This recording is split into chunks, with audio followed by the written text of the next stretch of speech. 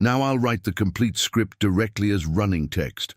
This is a long-form narrative script. No files needed, just direct text output. The cold tiles never lied. That was the one thing Dorothy had learned in 20 years of scrubbing them. Grout lines held secrets. Corners collected what people tried to throw away. And the mirrors, God, the mirrors in that building, they reflected everything, even the things people thought were invisible, especially those things. It was a Tuesday morning when it happened, the kind of Tuesday that starts grey and stays grey, the sky pressing down like a damp cloth over the city of Hartford, Connecticut. Dorothy May Collins was on her knees in the executive bathroom on the 14th floor of Hartwell and Associates, the most prestigious law firm in the state, scrubbing the base of a toilet that cost more than her monthly rent. She was wearing her uniform, pale blue, just a shade lighter than the morning sky outside, and her hands were red and raw the way they always were by this time of day. The second of 4 bathrooms she had to finish before the partners arrived at 8:30. She was humming something low and wordless, the way she always did when she worked, when she heard the door open behind her. She did not turn around. She knew better than to turn around. You learned that fast in this job. You became invisible, or you became a problem, and Dorothy had spent 2 decades perfecting the art of invisibility. "Is someone in here?" The voice was sharp, feminine, and already annoyed, the click of heels on marble. "Hello?" Dorothy sat back on her heels and turned slowly. "Good morning, Miss Hartwell. I'm almost done. I'll be out of your way in just a minute." Pamela Hartwell was 53 years old and looked 42 on purpose. She was dressed in a charcoal blazer that probably cost $3,000, and she was looking at Dorothy, the way people look at furniture that's been left in the wrong room. Not angry exactly, just inconvenienced. "Can you not do this when people are trying to use the facilities?" Pamela said, not really asking. "I'm sorry, ma'am. I tried to get in before 7, but the service elevator was slow this morning, and—" "I don't need the explanation," Pamela said, already at the sink, already turning on the tap. "Just be done." Dorothy turned back to the tile. She picked up her brush. She kept her face very still. What no one in that building knew, what not a single one of the 247 employees of Hartwell and Associates had even the faintest suspicion of, was that the woman scrubbing their bathroom floor had something tucked inside the zippered pocket of her cleaning cart that would, in just 3 weeks' time, change every single one of their lives, including Pamela Hartwell's, especially Pamela Hartwell's. Dorothy kept scrubbing. She always kept scrubbing. That was the thing about Dorothy Collins. She never stopped, not when they forgot to say good morning, not when they called her by the wrong name, which happened more than you would think, not when they left the most unimaginable messes and never once said thank you. She just kept going, kept her head down, kept that brush moving in circles, kept that low, wordless hum threading through the air like a needle through cloth. But if you had looked closely, if anyone had ever looked closely at Dorothy May Collins, you might have noticed her eyes. They were the color of dark amber, those eyes, and they missed absolutely nothing. She had been watching this firm for 20 years. She knew things about Hartwell and Associates that no board member knew, no senior partner, no one. She knew who cried in the stalls after depositions. She knew whose hands shook in the mornings and whose eyes were too bright at midday, and what that combination usually meant. She knew which marriages were falling apart and which were already fallen. She knew the things that people said when they thought the cleaning lady had already left the room. Dorothy knew almost everything, but there was one thing she had kept secret. One enormous, extraordinary thing she had never told a single soul inside these walls. And 3 weeks from that Tuesday morning, the world was going to find out. Dorothy Collins was born in 1964 in a small town called Millbrook, Georgia, the 4th of 7 children born to a man who worked 2 jobs and a woman who worked 3. and still somehow they never quite had enough. Her mother's name was Ruth, and Ruth Collins was the kind of woman who ironed her church dress the night before, even when she was bone-tired, who kept a bowl of dried lavender on the windowsill because beauty costs nothing and matters everything, who told her children every single morning without fail, that the world would try to make them feel small and that their job was to refuse. Dorothy had tried to refuse. Lord knows she had tried. She had been the one in the family who read everything she could get her hands on. Books from the library, newspapers lining the kitchen shelves, the backs of cereal boxes, the fine print on utility bills. Her third-grade teacher, Miss Patricia Okafor, a tall Igbo woman with a crown of natural hair, had told Dorothy that she had a mind like a trap, the good kind, the kind that holds things carefully and doesn't let them go. Dorothy had held on to that compliment for 59 years, like a stone worn smooth in the pocket. She had made it to college. That was the first miracle. A small state school, a partial scholarship, working nights at a diner to cover what the scholarship didn't. She had studied English literature and then, in her junior year, switched to pre-law, because she had read enough to understand that the law was where the power lived. And Dorothy May Collins intended to find power wherever it was hiding. The second miracle was getting into law school, Northeastern, Boston, 1986. She was 22 years old, and she had pressed her one good blazer 3 times before the acceptance letter arrived. The third miracle never came. Her mother had a stroke in February of her first year, mild, the doctors said. Mild enough that Ruth Collins was still alive, but severe enough that she could not work anymore, could not drive, could not manage alone. Dorothy's father had died 4 years earlier. His heart, the doctor said, though Dorothy always privately believed it was more complicated than that a man who worked that hard for that long, with that little reward, had simply run out of reasons to keep his heart beating. With him gone, and Ruth alone and her brothers and sisters scattered and scraping by themselves, there was no one. There was only Dorothy. She came home in March. She told herself it was temporary. She told herself she would go back.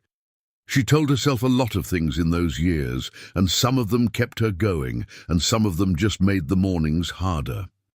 She got a job cleaning offices because the hours were early, and that meant she could be home by 3 when her mother needed her medications and her company and her steady voice reading aloud from whatever book was on the nightstand. Ruth Collins lived for 11 more years. They were hard years, and they were also, Dorothy would tell you if you asked, some of the best years of her life. Because she had her mother. Because every evening around 5 o'clock she would sit in the yellow kitchen chair beside her mother's bed and read aloud, and Ruth would close her eyes and smile with something that was not quite happiness, but was better than happiness. It was peace. Ruth died in 1997. Dorothy was 33. She had a daughter by then, a 6-year-old named Maya with her grandmother's eyes and Dorothy's stubborn chin. Maya's father had been a kind man who became an unkind situation and then an absence, and Dorothy had made her peace with that absence the way you make peace with weather. You don't stop wishing it were different, but you learn to dress for it. She kept cleaning offices. Hartwell and Associates had been one of her accounts for 19 years by the time this story really begins, and for 19 of those years she had been invisible to them in the way that only certain people are allowed to be invisible, by necessity, by design, by the quiet and cruel agreement of a world that decides some people are background and some people are foreground and never pauses to ask which is which. But here is the thing about people who have been made invisible for a long time. They see everything. The particular Tuesday that changed things was not the Tuesday of the bathroom, the one with Pamela Hartwell and the cold dismissal. That was just a Tuesday. That was just a morning. The Tuesday that changed things was 3 weeks earlier, when Dorothy had been pushing her cart past the conference room on the 12th floor. The one they used for sensitive depositions, the one with the frosted glass panels that were supposed to ensure privacy but had a 6-inch gap at the bottom where sound travelled with remarkable clarity. She hadn't meant to stop. She was running late. The cart's left wheel had been sticking all morning, and she was already behind schedule, and she had 4 floors left to do before the building filled up. But she had stopped because she heard a name. Her daughter's name. "The Collins account is the one we cannot afford to lose," said a voice she recognized as belonging to Gerald Marsh, the firm's managing partner, a man of 61 who wore suspenders unironically and who had never once in 19 years acknowledged Dorothy's existence. "If Maya Collins moves that portfolio to another firm, we are looking at a $30 million gap in our annual billings. 30 million people. So I need someone to tell me why we haven't locked this down." Dorothy had stood very still. Her hand was on the cart handle. The wheel had stopped sticking, as if it too had decided to listen. Maya Collins. Her Maya.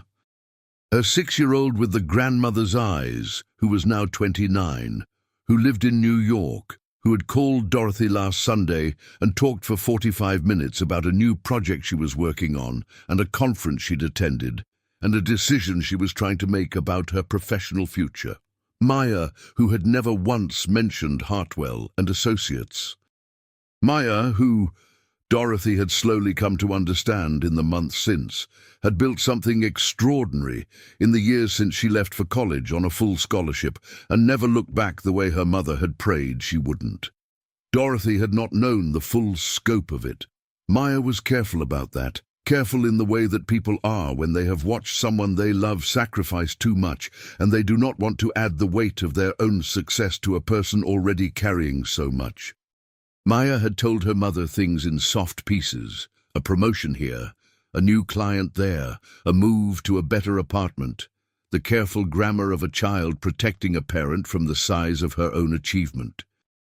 Dorothy had not known, could not have guessed, that her 29-year-old daughter was the Maya Collins, the founder and CEO of Collins Capital Management, one of the fastest-growing independent investment firms on the East Coast, currently managing assets worth just under $200 million. She had not known, but she knew now. And as she stood beside that cart in the hallway of the 14th floor of Hartwell and Associates, with Gerald Marsh's voice carrying through the frosted glass and 6-inch gap, something shifted in Dorothy Collins. Something that had been pressed down for a very long time lifted its head and looked around.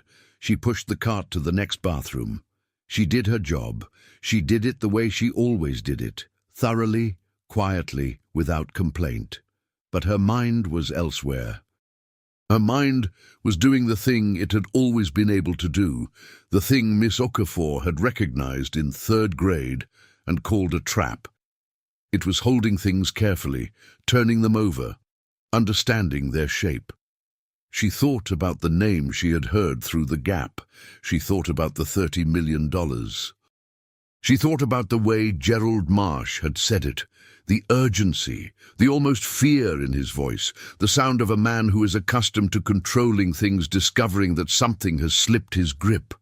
She thought about her daughter calling last Sunday, the careful, soft pieces, the new project, the professional decision. She thought about the zippered pocket of her cart, where she had been carrying something for 3 weeks, since the day she had found it. She had found it in the trash. That was the truth of it, plain and unglamorous. She had been emptying the wastebasket in Gerald Marsh's private office, not the big bin by the door, the small one under his desk, the one that held the things he didn't want the secretary to see. And inside it, scrunched but not shredded, she had found a document. She should have kept moving. She knew that. You didn't read what you found in the trash. That was not her business. But the name at the top of the document had caught her eye before she could stop it, and the name had been Maya Collins. It was a memo, internal, dated 3 weeks ago.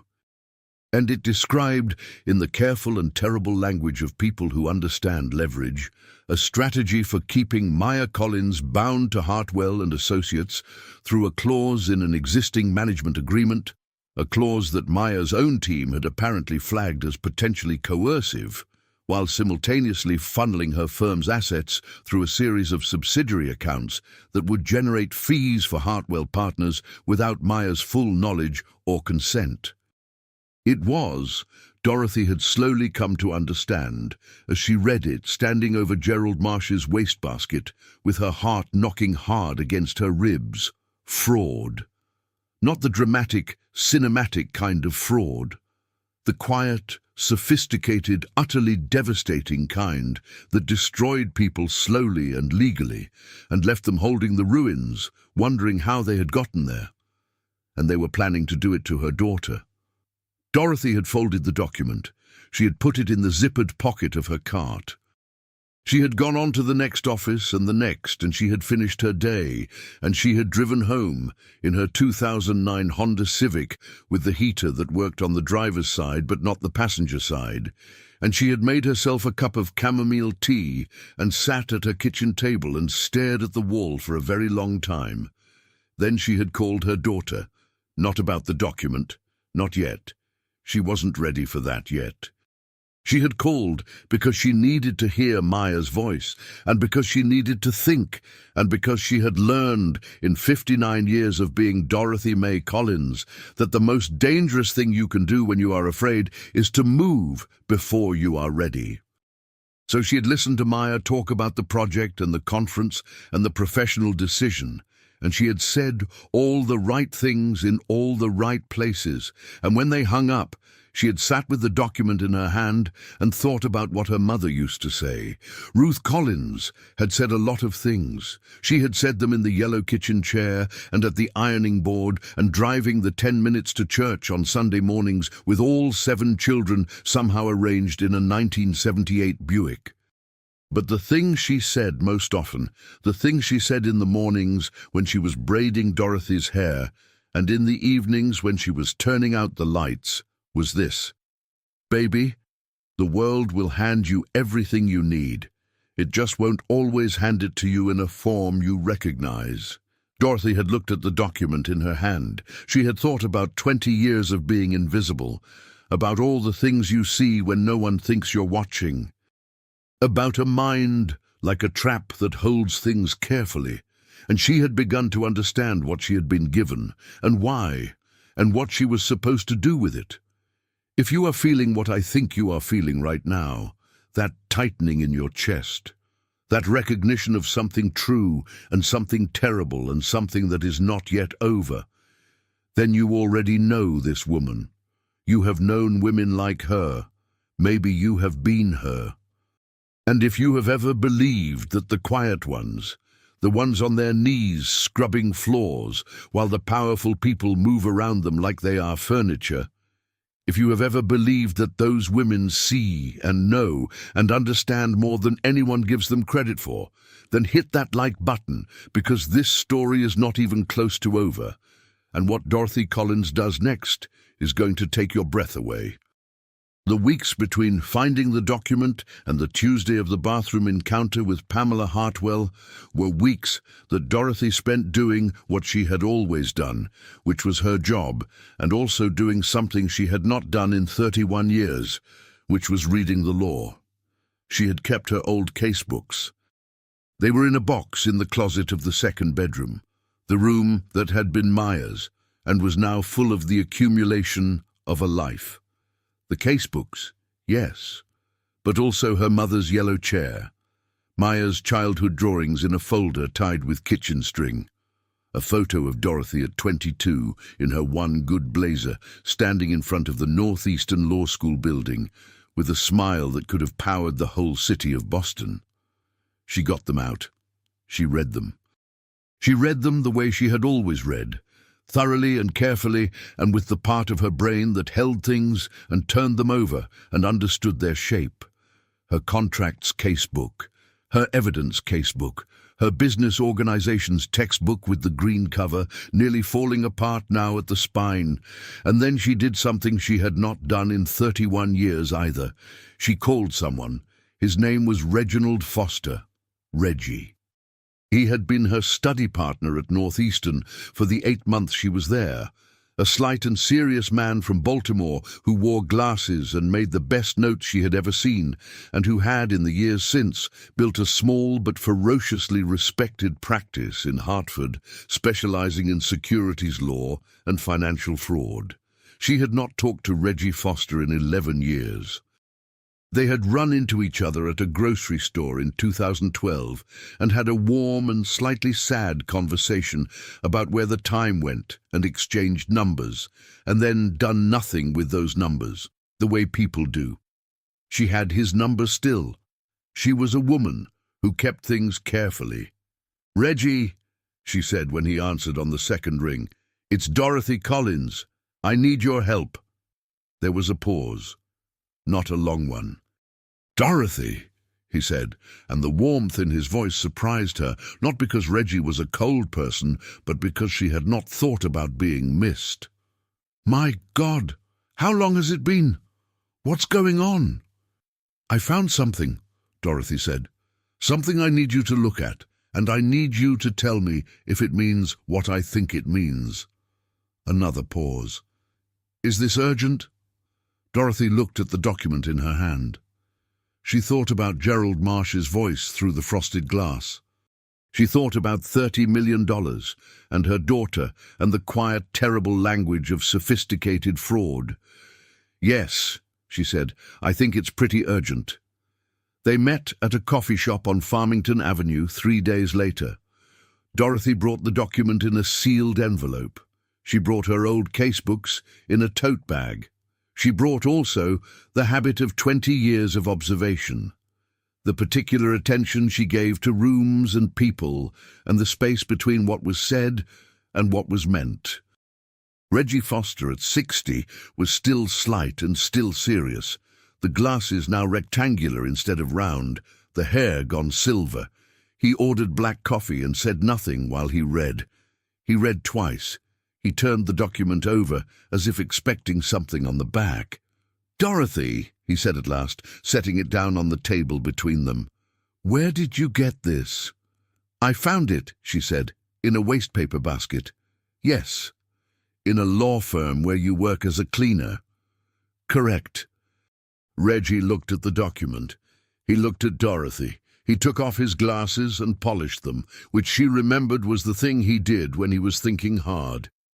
"This is securities fraud," he said.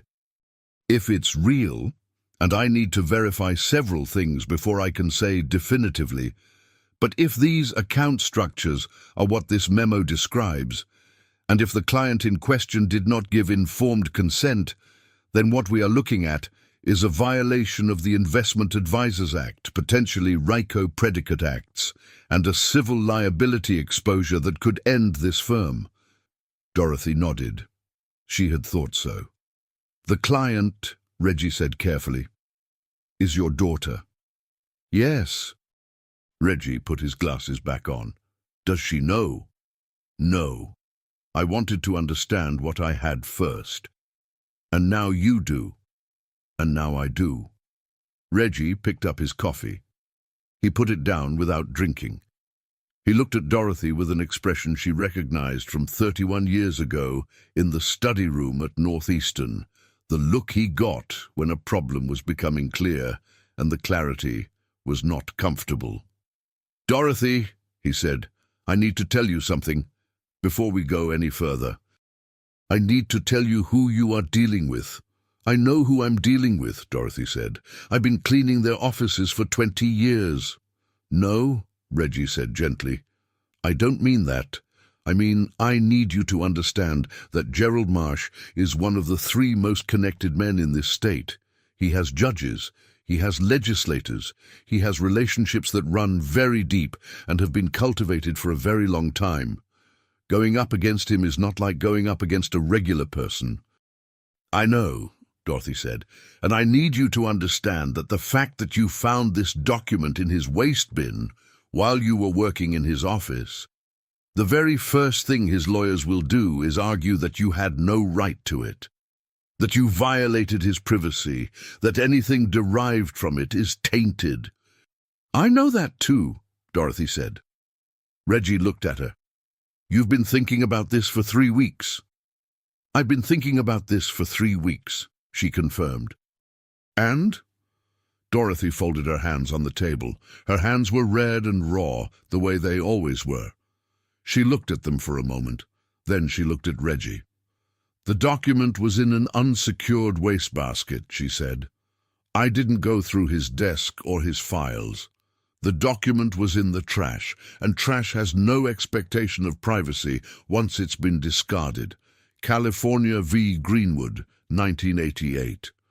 I know it's a Fourth Amendment case about police searches, but the underlying principle about abandoned materials has been applied in civil discovery contexts repeatedly.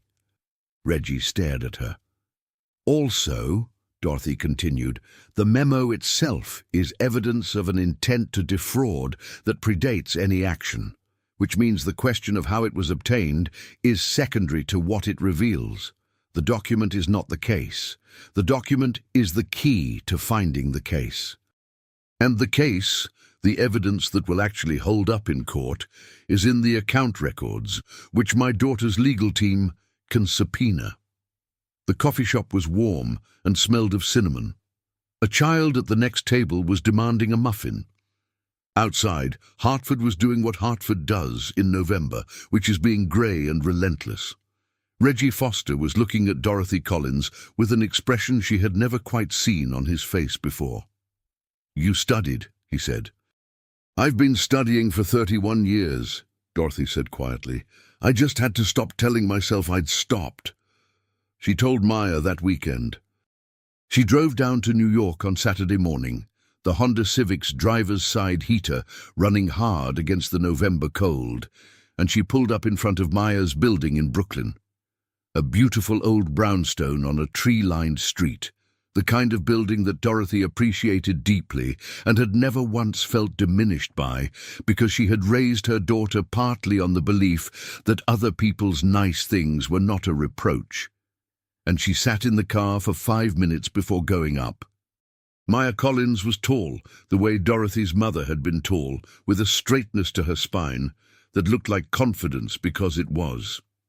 She opened the door in jeans and a cream sweater and bare feet, and the smell of coffee and something baking drifted out into the hallway, and Maya said, Mama, you should have called. I would have made more. And then she saw her mother's face and she stopped. Come in, Maya said instead. Come sit down. They sat at Maya's kitchen table, which was a large, beautiful piece of reclaimed wood with mismatched chairs around it, and Dorothy put the document on the table between them the way Reggie had put it between them in the coffee shop. Maya read it. Her face did not change much while she read. That was another thing Dorothy had given her, the ability to hold her face still while her insides were doing whatever they needed to do. But her right hand, which was resting on the table, slowly closed into a fist. When she finished, she looked up. How long have you had this? She said. 3 weeks. Mama? I needed to understand it first. I needed to know what it meant. I didn't want to bring you something I didn't understand. Maya looked at the document. She looked at her mother. How did you? I found it in the trash. In Gerald Marsh's office. Dorothy paused. I've been cleaning his office for 19 years. Something moved across Maya's face. It was not pity. Maya was not a person given to pity, but it was something in the same neighborhood, something that had to do with time and sacrifice and the particular shape of a life built around someone else's. I didn't know it was your firm, Dorothy said. I knew you'd done well, baby. I just didn't know. I didn't know how well. Maya was quiet for a moment. Then she said, I was going to tell you everything. At Christmas. I was going to bring you to New York and show you the office and... She stopped. I didn't want you to feel like I was showing off. No, I was afraid you would feel like— Maya pressed her lips together, like I had left you behind. The kitchen was warm. The thing in the oven turned out to be cornbread, Ruth's recipe, the one Maya had found written on an index card in the back of the old recipe box after Ruth died, the one Maya had been making for 20 years without ever once telling Dorothy, because she had thought it might make her sad. It did make her sad, but it also made her something else that did not have a name in English, but that felt like being held by something that had not stopped holding you, even when you thought it had. "You did not leave me behind," Dorothy said. "You went ahead. That's what I asked you to do.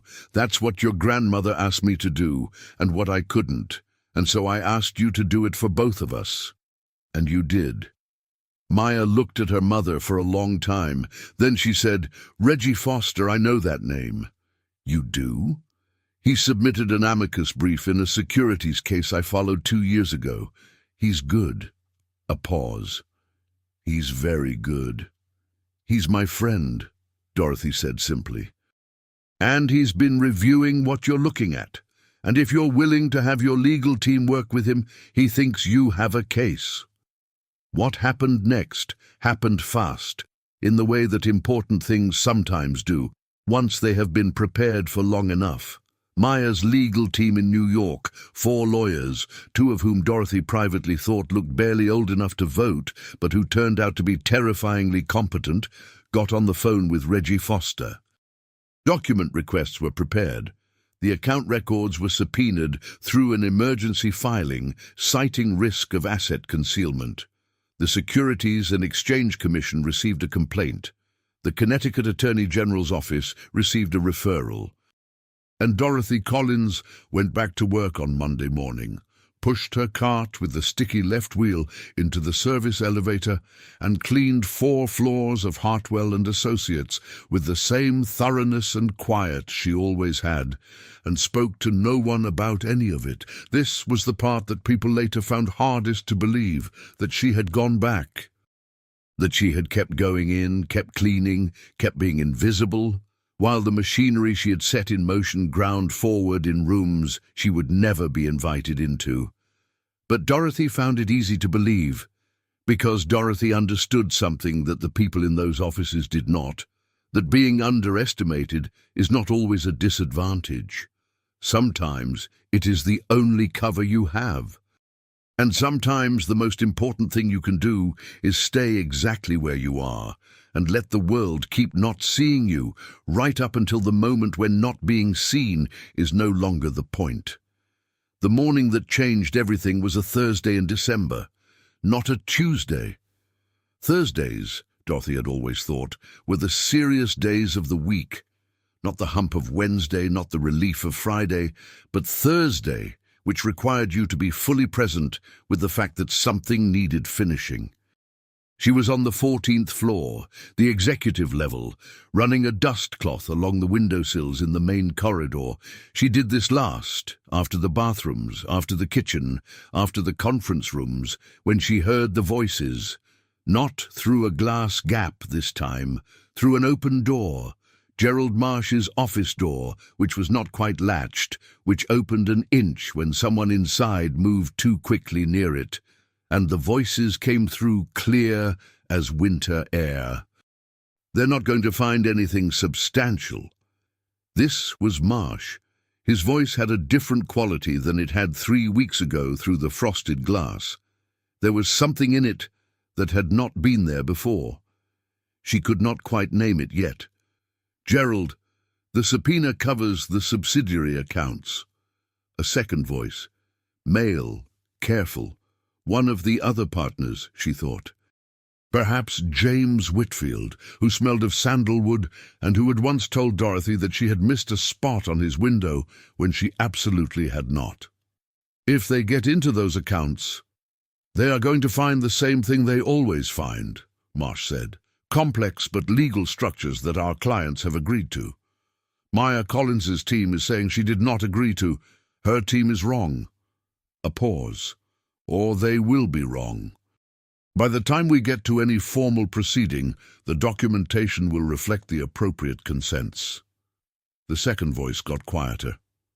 Dorothy did not lean forward. She did not move at all. She stood with her dustcloth against the windowsill, and she breathed very slowly, and she listened.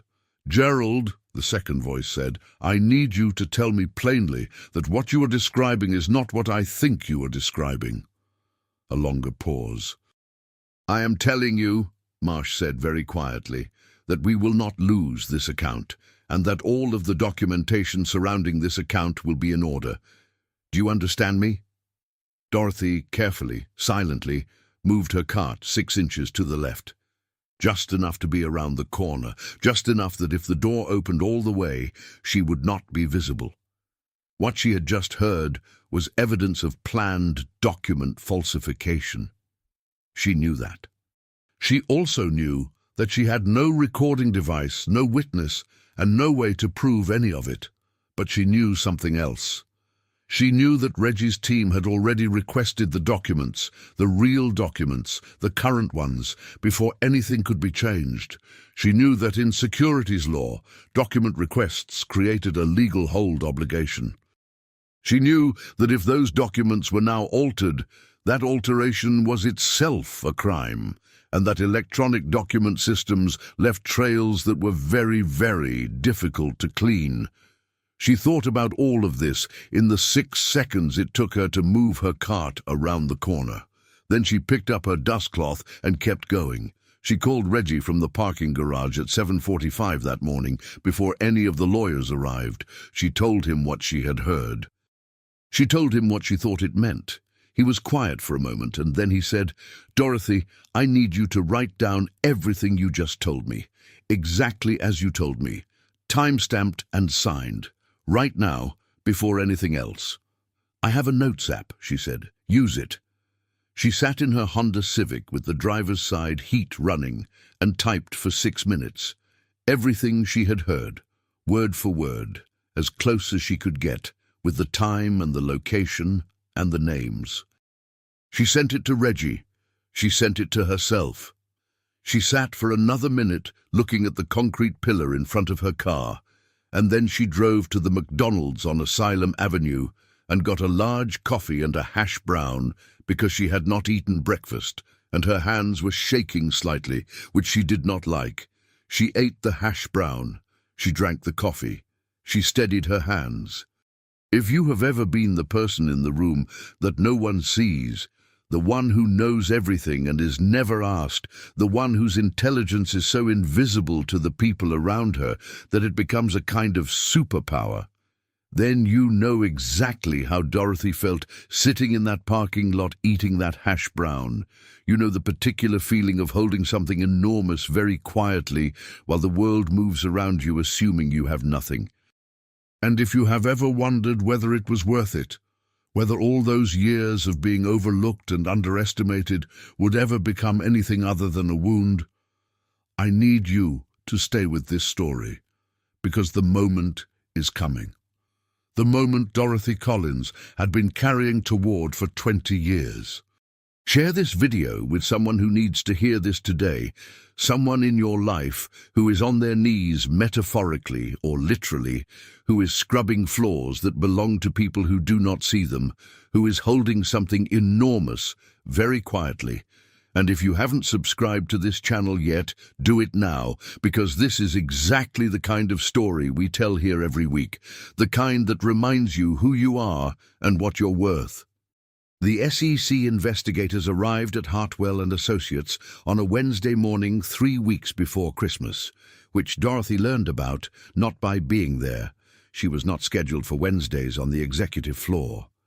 But from Lena, the woman who cleaned the lobby and the first 2 floors, who called her at 11:15 to say, "Dorothy, there are federal people here and I don't know what is happening and I am going home," which Dorothy understood completely.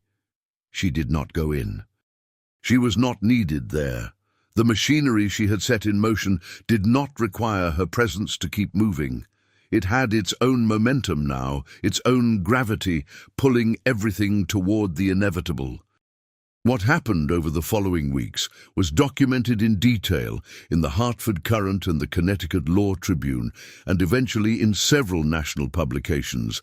And the documents showed, the real documents, the ones produced before the legal hold could be circumvented, showed that Hartwell and Associates had been structuring fee arrangements for at least 6 high-value clients in ways that generated substantial undisclosed revenue for partners.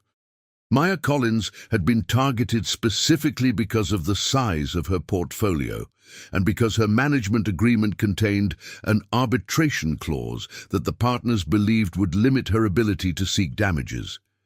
What the partners had not anticipated was that Maya Collins had a lawyer, several lawyers, and that those lawyers, prompted by an anonymous tip about a discarded internal memo, had been so thorough in their document requests, issued so quickly and under such careful legal construction, that the window for any document alteration had been effectively closed before Gerald Marsh had finished the conversation that Dorothy had heard through the not-quite-latched door. Gerald Marsh resigned from the firm in January. 2 other partners were named in the civil complaint. The firm entered settlement negotiations that winter and did not emerge well. Maya Collins's firm, Collins Capital Management, relocated to a new advisory relationship with a regional bank, one that Maya had been quietly evaluating for several months, the professional decision she had mentioned to her mother on that Sunday phone call, the one Dorothy had listened to carefully and said all the right things in all the right places. Dorothy heard about most of this the way she heard most things about the world beyond her immediate reach. From Reggie, who called with updates, and from Maya, who called more frequently now, who had stopped parceling out the news in soft, careful pieces. On a Saturday in February, a month after Marsh's resignation, Maya drove up to Hartford. She showed up at Dorothy's door at 10 in the morning with flowers and an overnight bag, and a look on her face that Dorothy recognized as the look Maya got when she was going to say something important, and had rehearsed it in the car. "I want you to come to New York," Maya said, standing in the hallway of the apartment Dorothy had rented for 14 years, the one with the yellow kitchen chair in the second bedroom and the heating situation that never quite resolved itself. "Not to visit. To live. I want to get you a place near mine, something you love. We can look together." Dorothy looked at her daughter. "Baby, don't say you're fine here." "I am fine here." "Mama." Maya set the flowers down on the hallway table. "You have been on your knees in other people's buildings for 20 years. You have been invisible to people who were not worthy of being in the same room with you. You found something that would have destroyed my company, destroyed everything I've built, and you spent 3 weeks understanding it before you said a word, because you did not want to bring me a problem you couldn't also bring me the solution to." Maya's voice was not quite steady. "You are not fine here. You are more than fine. That's the problem. You are so much more than fine that fine is an insult." Dorothy looked at her daughter for a long time. She looked at the flowers on the hallway table. She thought about her mother ironing her church dress the night before. She thought about the first miracle and the second miracle and the third one that hadn't come. She thought about a bowl of dried lavender on a windowsill because beauty costs nothing and matters everything. "I'm not going to stop working," Dorothy said. "I know," Maya said. "I wouldn't ask you to. I like working. I know this sounds strange. I like the early mornings and the quiet and the seeing," Maya said softly. Dorothy looked at her daughter. "Yes," she said. "The seeing." "Then we'll find you something where you can keep seeing," Maya said. "Something where people know what they have. There is a particular cruelty in being smart in a body the world has decided is not worth listening to. It is a cruelty Dorothy Collins had lived with for so long that she had stopped identifying it as cruelty and had started thinking of it as weather, as the conditions of her particular life. She had not been angry about it mostly. She'd been tired sometimes and sad sometimes and lonely in the specific way that people are lonely when they are surrounded by other people and completely unseen. But she had not let herself be angry, because anger was a fire and she had needed all her fuel for other things. But sitting in her hallway on that February Saturday with her daughter in front of her and the flowers on the table, Dorothy allowed herself, for just a moment, to feel the full weight of it. 20 years. 20 years of carrying a mind like a trap into buildings where no one would ever think to ask her what she thought. 20 years of hearing things through gaps and open doors, of watching, of understanding, of holding everything carefully and going home and making chamomile tea and sitting at the kitchen table and being alone with everything she knew. She let herself feel it, just for a moment, and then she let it go.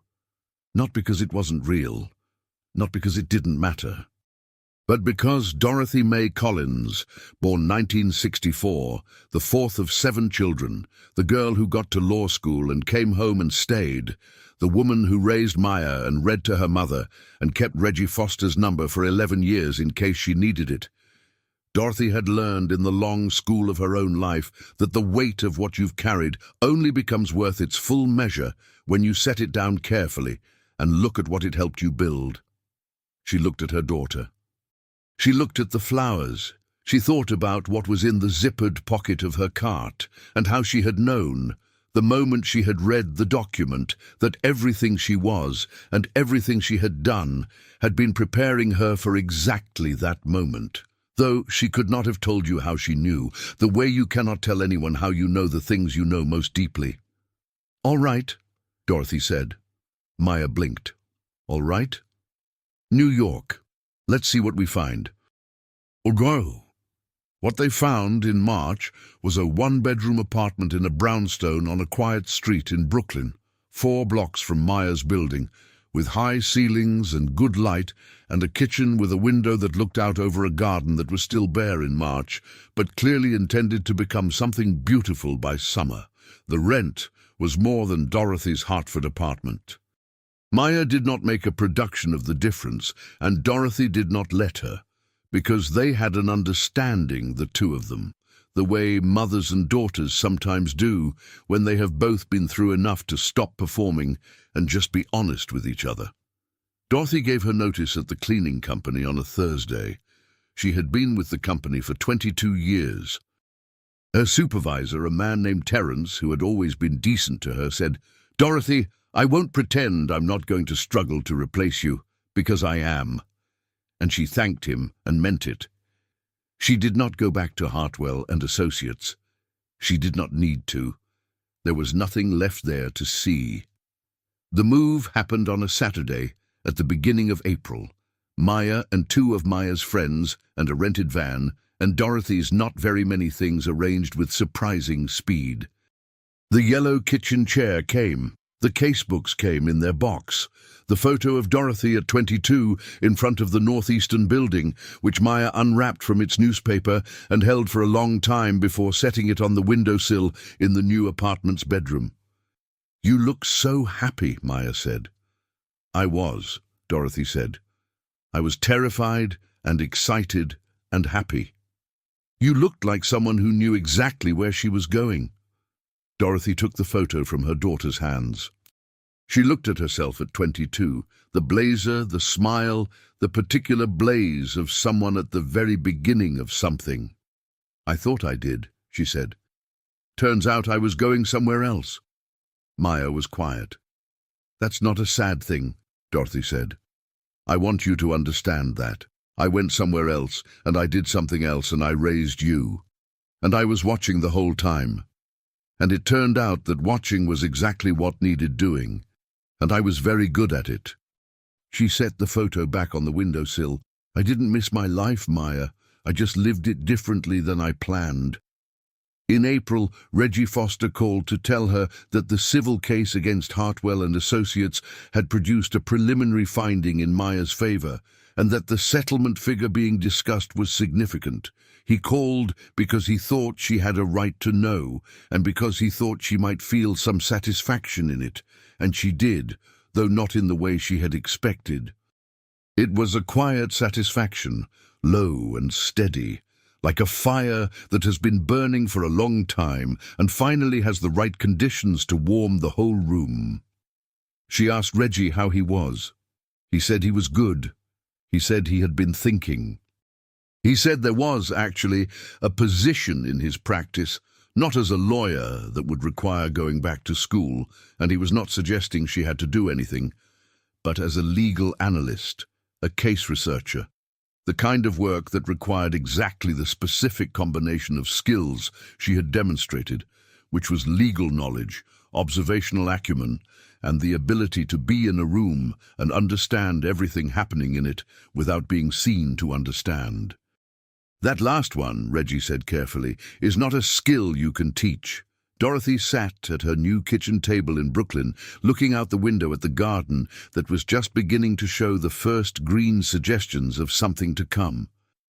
"No," she said. "I don't suppose it is." "You don't have to decide anything now," Reggie said. "I just want you to know the door is open." Dorothy looked at the garden. She thought about a door being open.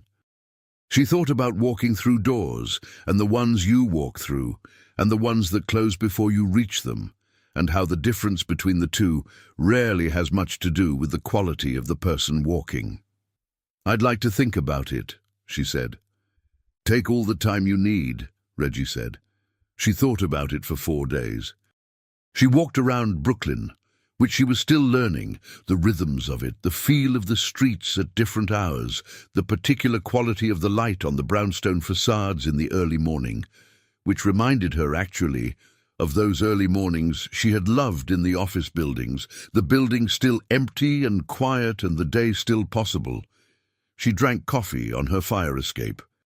She read her mother's recipe box from front to back for the first time in years, and found 3 recipes she had never tried, and 1 note in her mother's handwriting that was not a recipe, but was, she realized when she read it, a letter. It was dated 1993. Ruth Collins would have been 63 years old, and Dorothy would have been 29, and Maya would have been 2.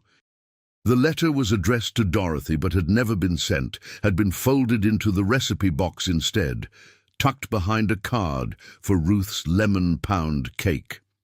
It said, "Dorothy May, I see you.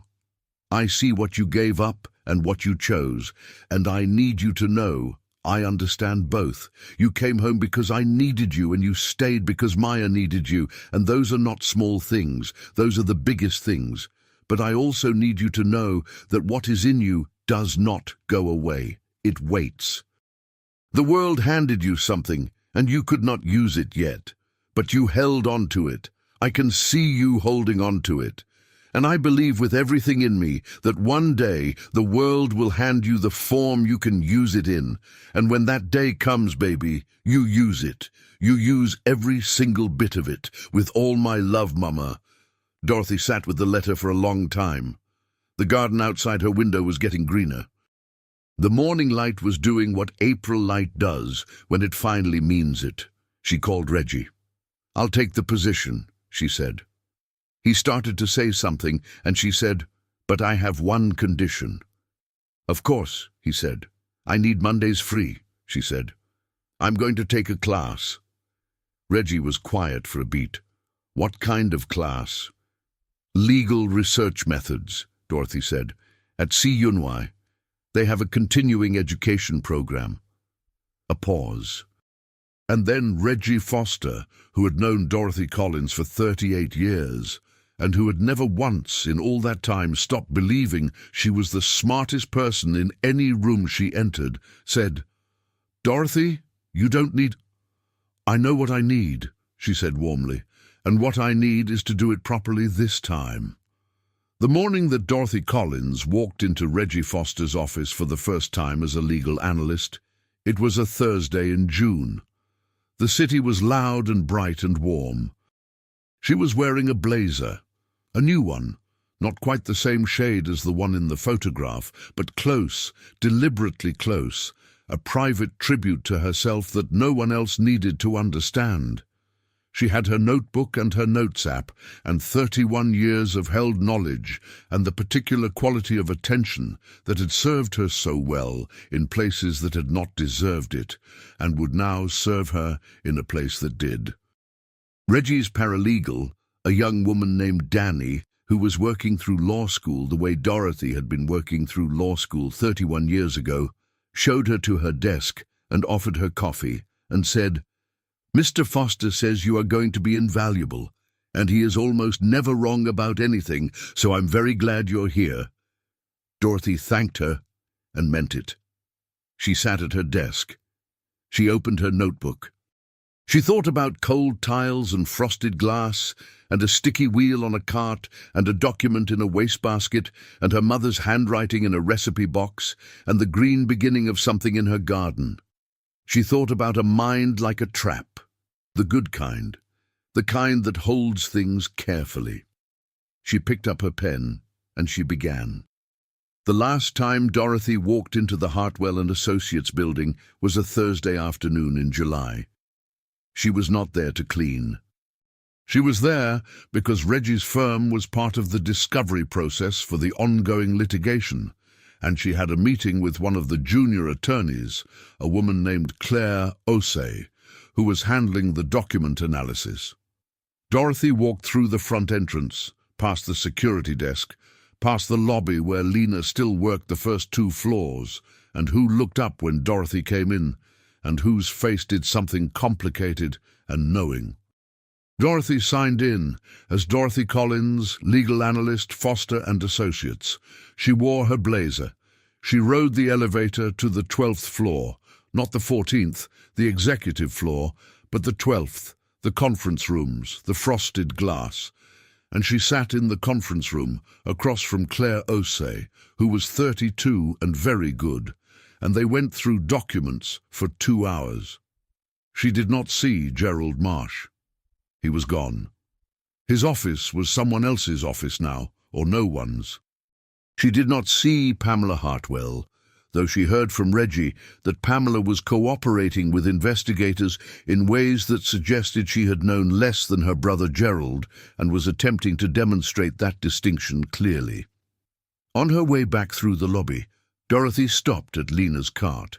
Lena was restocking the paper towels at the front desk, the way she always did on Thursday afternoons, a fact Dorothy knew because she had done the same thing every Thursday for 19 years. "How are you doing, Lena?" Dorothy said.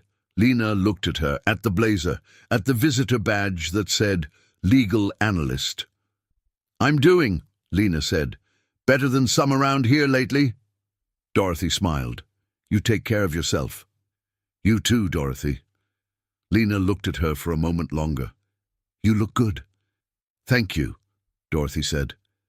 "I feel good." She meant it.